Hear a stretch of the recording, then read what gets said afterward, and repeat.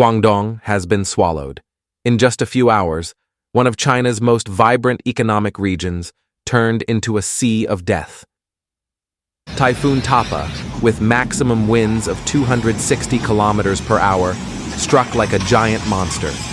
Waves as high as a tsunami slammed straight into the coast. Thousands of houses shook, streets turned into raging rivers. A haunting question arises. Can anyone escape this destructive power? Will the bustling city still exist after tonight? Welcome to Natural Destruction, where the truth about nature's wrath is revealed.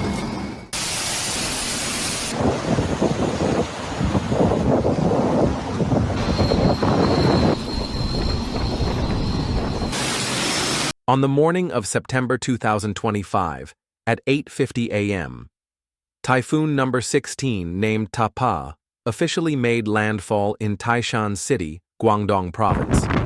According to the China Meteorological Administration and reported by AP, wind speeds near the eye of the storm reached about 30 meters per second, equivalent to more than 108 kilometers per hour with violent gusts. In just moments, Guangdong's coastline was plunged into chaos. Waves rose as high as 5 meters, winds howled like wild beasts, and torrential rain poured down endlessly. A witness in Zhuhai, Zhang Wei, recalled, "My window glass shook as if it was about to shatter. The wind howled. My neighbor's roof was torn off. I just held my child and prayed the storm would pass quickly."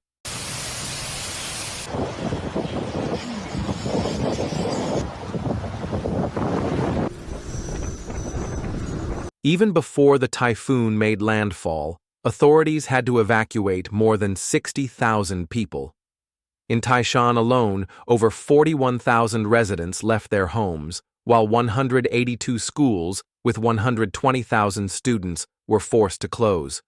More than 3,300 rescue personnel, 43 maritime rescue teams, and 30 large vessels were deployed in readiness. But even with that preparation, infrastructure quickly collapsed. 51 flights were canceled or delayed in just one morning. Railway lines such as Guangzhou, Maoming, and Shenzhen, Zhanjiang were shut down. Ferries across the Guangzhou Strait stopped operating. Thousands of trucks were stranded at ports. Truck drivers sighed. "We transport fresh produce." Waiting just one day means everything spoils. But who dares set sail in this storm?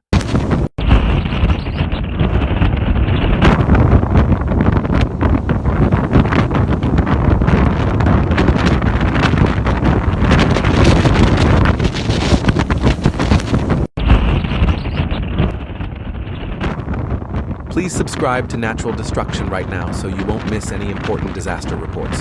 In Shenzhen, a yellow typhoon alert was issued. Boarding students had to stay in their schools. Outside, trees fell everywhere. A teacher recounted, "The children looked out the window, saw the trees uprooted, and cried uncontrollably. I could only hold them and say, 'Don't worry, we are here with you.'" In Guangzhou, floodwaters rose unexpectedly fast. A woman recounted, "I had just returned from the market when the yard was already flooded. My motorbike stalled. Last night, my family raised the beds higher, ready to run to the second floor."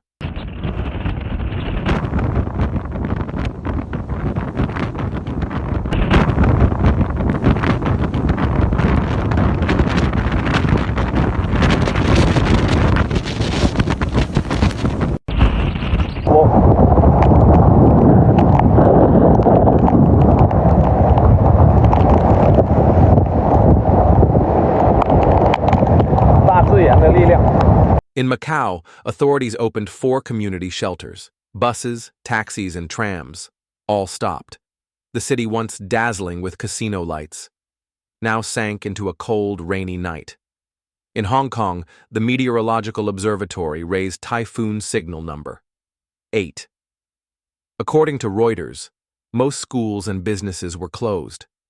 Winds at the airport reached 101 kilometers per hour, gusting to 151 kilometers per hour. Hundreds of flights were canceled. Fortunately, no major flooding was reported that morning. 家门口，民宿家门口，海浪。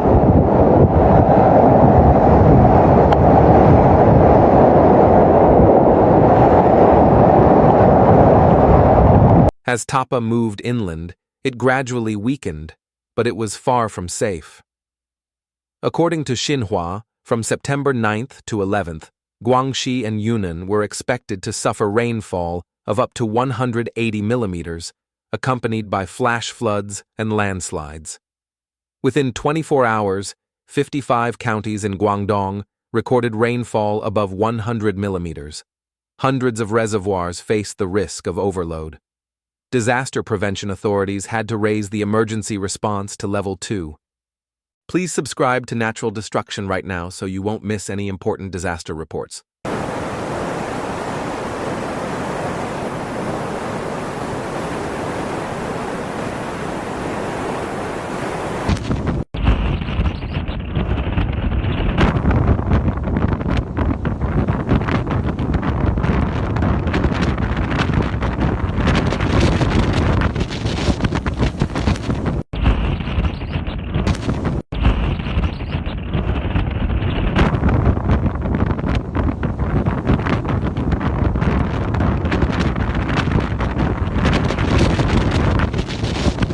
In disaster, community spirit shines.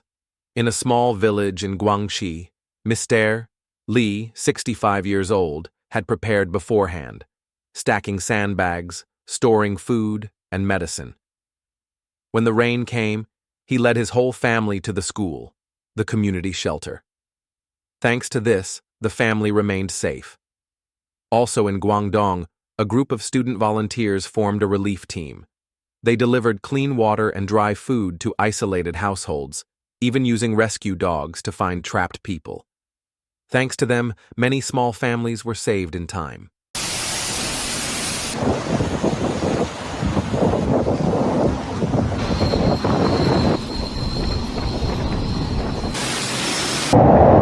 家门口，民宿家门口，海浪。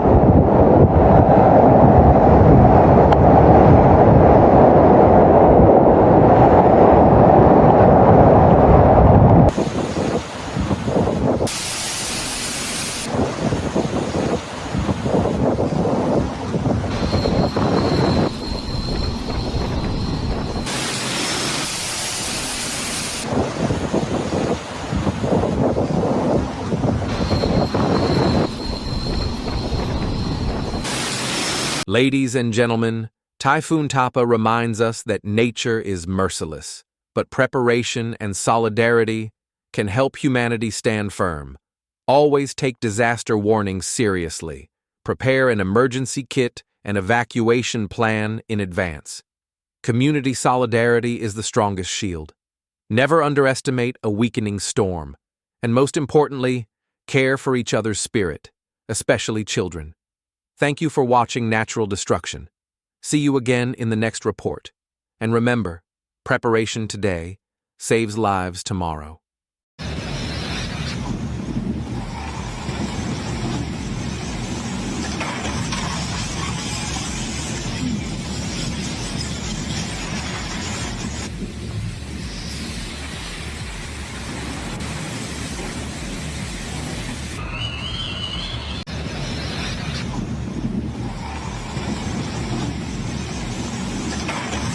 If you found this video valuable, please hit subscribe to Natural Destruction right now so you won't miss vital updates on future disasters.